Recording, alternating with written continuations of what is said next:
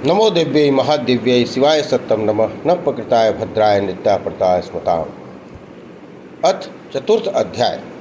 श्रीमद्देवी भागवत के महात्म्य के प्रसंग में रेवती नक्षत्र के पतन और पुनः स्थापन की कथा तथा श्रीमद्देवी भागवत के श्रवण से राजा तुर्दम को मनवांतर राधीप पुत्र की प्राप्ति। सूत जी बोले, इस अलौकिक और विचित्र कथा को सुनकर पुनः सुनने की इच्छा वाले अगस्त जी ने बड़ी विनम्रता पूर्वक भगवान कार्तिकेय से कहा। अगस्त जी बोले, हे देव सेनापते, हे देव, मैंने यह विचित्र कथा सुन ली। अब आप श्री मद्देवी भागवत का दूसरा महात्म्य मुझे बताएं।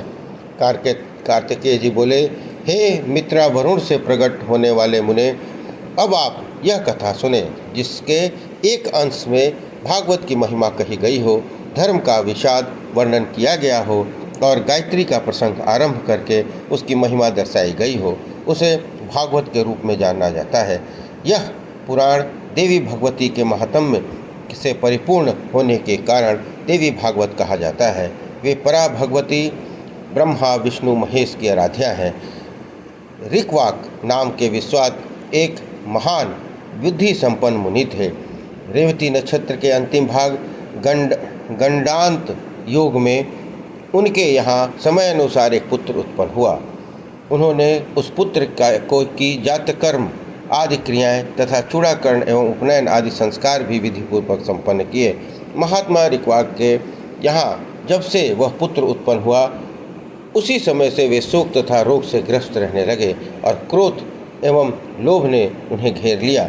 उस बालक की माता भी अनेक रोगों से ग्रसित होकर नित्य शोकाकुल और अति दुखित रहने लगी। ऋषि मुनि ऋक्वाक अत्यंत दुखी और चिंतित होकर सोचने लगे कि ऐसा क्या कारण है कि मेरे यह अत्यंत दुर्मति पुत्र उत्पन्न हुआ है। तरुणावस्था को प्राप्त होने पर उसने किसी मुनि पुत्र की पत्नी का बलपूर्वक हरण कर लिया। वह दुर्बुद्धि अपने माता पिता की शिक्षाओं पर कभी भी ध्यान नहीं देता था। तदंतर अत्यंत दुखित मन वाले ऋक्वाक ने यह कहा कि मनुष्यों के लिए पुत्रहीन रह जाना ही अच्छा है, किंतु कुपुत्र की प्राप्ति कभी भी ठीक नहीं है। कुपुत्र स्वर्ग में गए पितरों को भी नरक में गिरा देते हैं। तब जब तक जीवित रहता है तब तक माता पिता को केवल कष्ट ही देता रहता है। अतएव माता पिता को कष्ट पहुंचाने वाले पापी कुपुत्र के जन्म को धिक्कार है। ऐसा पुत्र मित्रों का न तो उपकार कर सकता है, न शत्रुओं का भी अपकार कर सकता है। संसार में वे मानव धन्य हैं जिनके घर में परोपकार परायण तथा माता पिता को सुख देने वाला पुत्र हुआ करता है। कुपुत्र से कुल नष्ट हो जाता है, कुपुत्र से यश नष्ट हो जाता है और कुपुत्र से लौकिक तथा परलौकिक दोनों जगत में दुख और नरकीय यातनाएं भोगनी पड़ती हैं। कुपुत्र से वंश नष्ट हो जाता है, दुष्ट पत्नी से जीवन नष्ट हो जाता है, विकृत भोजन से दिन व्यर्थ हो जाता है और दुरात्मा मित्र से सुख कहाँ मिल सकता है। कार्तिकेय जी बोले, हे अगस्त जी, आपने दुष्ट पुत्र के दुराचरणों से निरंतर संतप्त रहते हुए मुनि ऋक्वाक ने किसी दिन गर्ग ऋषि के पास जाकर पूछा।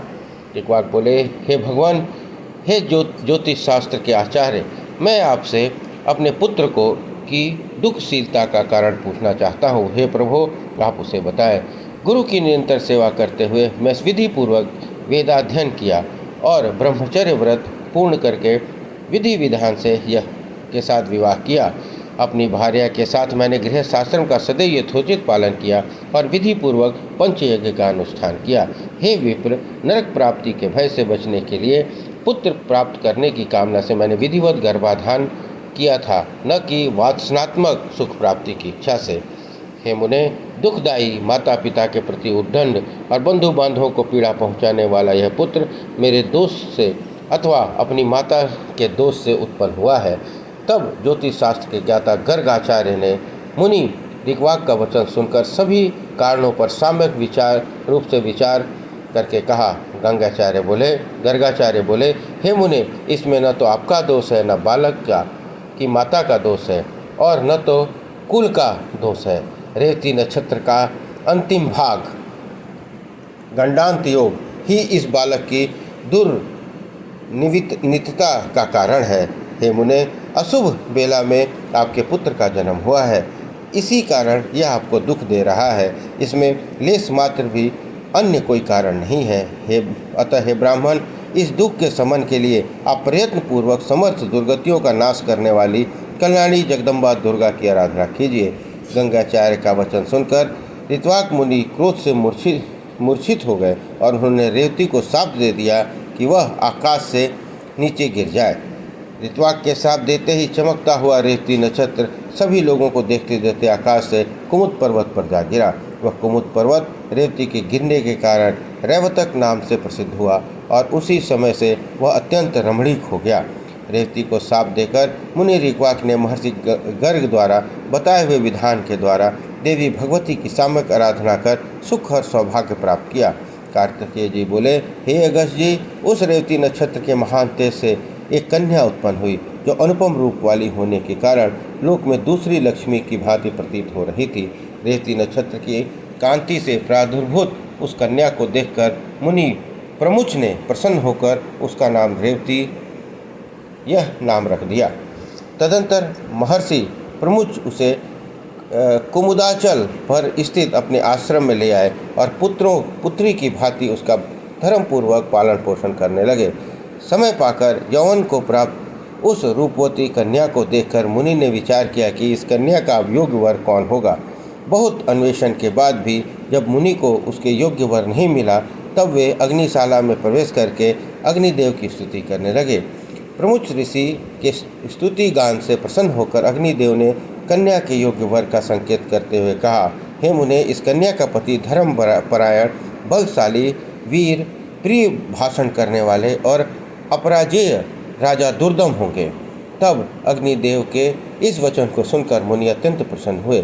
संयोग उसी समय आखेट के बहाने दुर्दम नामक प्रतिभाशाली राजा मुनि प्रमुच के आश्रम में आ गए।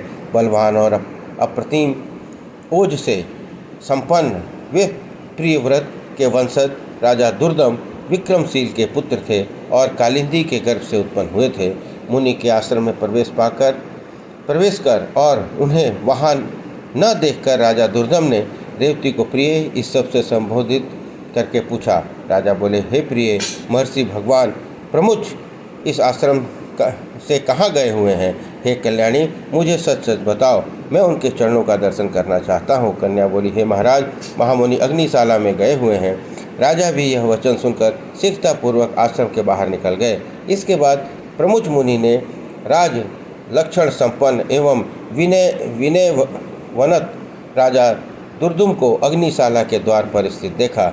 मुनि को देखकर राजा ने प्रणाम किया और तदंतर मुनि प्रमुच ने शिष्य से कहा, हे गौतम, ये राजा अर्घ पाने के योग्य है, अतः शीघ्र ही इसके लिए अर्घ ले आओ। बहुत दिन बाद वे ये पधारे हैं और विशेष रूप से हमारे जमाता हैं। यह कहकर मुनि ने राजा को अर्घ प्रदान किया और राजा ने भी विचार करते हुए उसे ग्रहण किया। तत्पश्चात राजा के अर्घ ग्रहण करके आसन पर बैठ जाने के उपरांत मुनि प्रमुच ने उन्हें आशीर्वाद वचनों से अभिनंदित करके उनका कुशल क्षेम पूछा।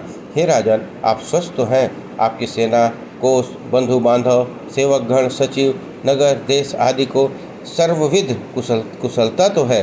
हे नरेश, आपकी भार्या तो यहीं विद्यमान है और आप वह सकुशल है, अतएव मैं आपकी कुशलता नहीं पूछूंगा।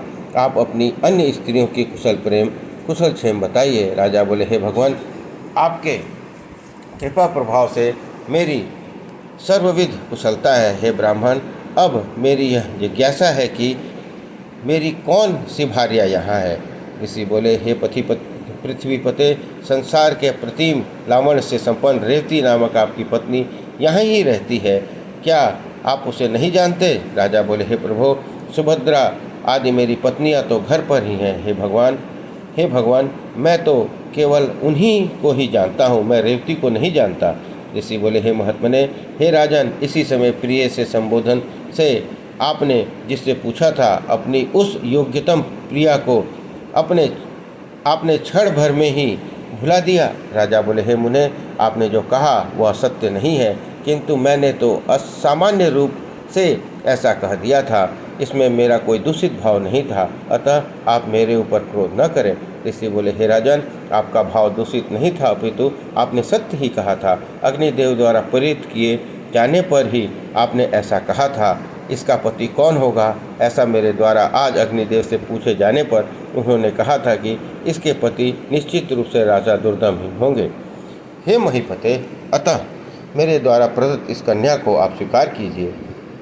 आप इसे प्रिय ऐसा संबोधित भी कर चुके हैं, अतएव अब शंका रहित होकर किसी अन्य विचार में न पड़ें। मुनि का यह उत्तम वचन सुनकर राजा दुर्दम चिंतन करते हुए चुप हो गए और मुनि उनके वैवाहिक अनुष्ठान की तैयारी में जुट गए।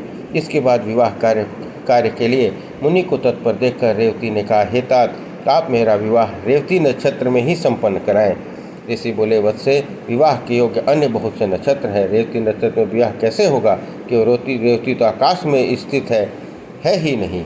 कन्या बोली, रेवती नक्षत्र के अतिरिक्त अन्य कोई नक्षत्र मेरे विवाह के लिए उचित नहीं है, अतः मैं प्रार्थना करती हूँ कि मेरा विवाह रेवती नक्षत्र में ही करें।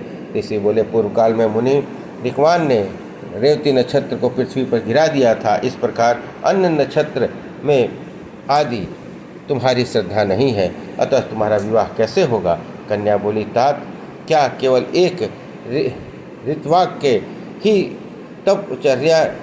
तपचर्या की है? क्या आपने मन वचन कर्म से ऐसी तप साधना नहीं की है? हे पिताजी, मैं आपके तपोबल को जानती हूँ, आप जगत की सृष्टि करने में समर्थ हैं, अतः आप अपने तप के प्रभाव से रेतु को पुनः आकाश में स्थापित करके उसी नक्षत्र में मेरा विवाह कीजिए। ऋषि बोले, तुम्हारा कल्याण हो, तुम जैसा कह रही हो वैसा ही होगा। तुम्हारे हितार्थ में आज ही रेवती नक्षत्र को सोमवार नक्षत्र मंडल में स्थापित करूँगा। कार्तिकेय जी बोले, हे अगस्त जी, ऐसा कहकर मुनि अपने तपोबल से शीघ्र ही पूर्व की भांति रेवती नक्षत्र को फिर से नक्षत्र मंडल में स्थापित कर दिया। तदनंतर मुनि प्रमुख ने रेवती नक्षत्र में वैवाहिक विधि के अनुसार महात्मा राजा दुर्दम को वह रेवती कन्या सौंप दी। इस प्रकार कन्या के विवाह कर लेने के उपरांत मुनि ने राजा से कहा, हे वीर, तुम्हारी क्या अभिलाषा है, मुझे बताओ, मैं उसे पूरी करूँगा। राजा बोले, हे मुने, मैं स्वयंभू मनु के वंश में उत्पन्न हुआ हूँ, अतः मैं यही कामना करता हूँ कि आपकी कृपा से मुझे मनवंतराधिपति पुत्र की प्राप्ति हो। मुनि बोले, यदि आपकी यह अभिलाषा है तो आप देवी भगवती की आराधना कीजिए, ऐसा करने पर आपको पुत्र मनु अवश्य ही मनवंतराधिपति प्राप्त होगा। श्रीमद् देवी भागवत को जो पंचम पुराण के रूप में विख्यात है, उसका 5 बार श्रवण करने के उपरांत आपको मनवांछित फल प्राप्त होगा। रेवती के गर्भ से उत्पन्न रैवत नाम वाला 5वां मनु वेद वेता, शास्त्रों के तत्वों का जानने वाला, धर्मपरायण तथा अपराजेय होगा। पुनि प्रमुख के इस प्रकार कहने पर प्रसन्न होकर प्रतिभा संबंध राजा दुर्दुम ने मुनि को प्रणाम किया और वे भार्या रेवती के साथ अपने नगर को चले गए। महामती राजा दुर्दम ने अपने पितामह से प्राप्त राज्य पर शासन किया और उस धर्मात्मा ने औरस पुत्रों की भांति अपनी प्रजाओं का पालन किया। एक बार उनके यहाँ महात्मा लोमस ऋषि पधारे। राजा दुर्दम ने उन्हें प्रणाम किया और उनका विधिवत पूजन कर दोनों हाथ जोड़कर कहा। राजा ने कहा, हे भगवान, हे मुने, यदि आप कृपा करें तो मैं पुत्र प्राप्ति की कामना से आपसे देवी भागवत नामक पुराण सुनना चाहता हूँ। राजा के वचन सुनकर लोमस मुनि प्रसन्न हो गए और बोले, हे राजन, आप धन्य हैं, क्योंकि तीनों लोकों की जननी देवी भगवती में आपकी ऐसी भक्ति हो गई है। देव, दानव और मानव की आराध्य परा भगवती जगदम्बा में यदि आपकी भक्ति उत्पन्न हुई है तो मैं आपकी कार्य सिद्धि अवश्य होगी। अतएव हे राजन, मैं आपको श्रीमद् देवी भागवत सुनाऊंगा, जिसके सुनने मात्र से भी दुष्प्राय नहीं रह जाता।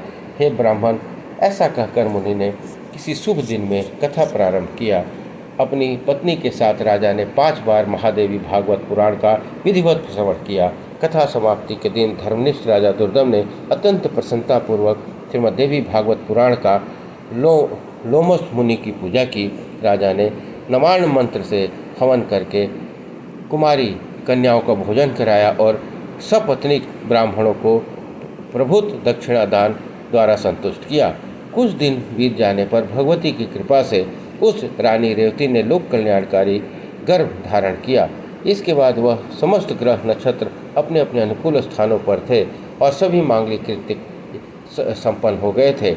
ऐसे शुभ समय में रेवती ने पुत्र को जन्म दिया। पुत्र का जन्म का समाचार सुनकर राजा दुर्दम अत्यंत प्रसन्न हुए और उन्होंने स्नान करके स्वर्ण कलश के जल से पुत्र का जातकर्म आदि संस्कार संपन्न किया। तदंतर राजा ने विधि पूर्वक दान देकर ब्राह्मणों को संतुष्ट किया। समय पर पुरुष का उपनयन संस्कार करके राजा ने अपने पुत्रों को अंगों सहित वेदों का अध्ययन कराया। इस प्रकार राजा का रैवत नामक तेजस्वी पुत्र समग्र विद्याओं का निधान, धर्मपरायण, शस्त्र विशारदों में श्रेष्ठ, धर्म का वक्ता तथा धर्म का पालन करता हो गया। इसके बाद ब्रह्मा जी ने रैवत को मनु के पद पर नियुक्त किया और वे श्रीमान मनवंतराधिपति के रूप में धर्म पूर्वक पृथ्वी पर शासन करने लगे। इस प्रकार मैंने देवी भागवत का इस प्रभाव का संक्षिप्त रूप से वर्णन किया है। इस श्रीमद् देवी भागवत पुराण के महात्म्य का विस्तार पूर्वक वर्णन करने में कौन समर्थ है? सूत जी बोले, हे ब्राह्मणों, इस प्रकार श्रीमद् देवी भागवत का महात्म्य तथा उसकी विधि सुनकर और कुमार कार्तिकेय की पूजा कर अगस्त्य जी अपने आश्रम को चले गए। हे विप्रों, मैंने आप लोगों के समक्ष श्रीमद् देवी भागवत का महात्म्य कह दिया। जो मनुष्य श्रद्धापूर्वक इसका श्रवण पाठ करता है वह इस लोक में संपूर्ण भोगों को सुख प्राप्त करके अंत में मोक्ष प्राप्त करता है। इस प्रकार श्रीमद् देवी भागवत महात्म्य का 4th अध्याय संपन्न हुआ। बोलो दुर्गा माई की जय।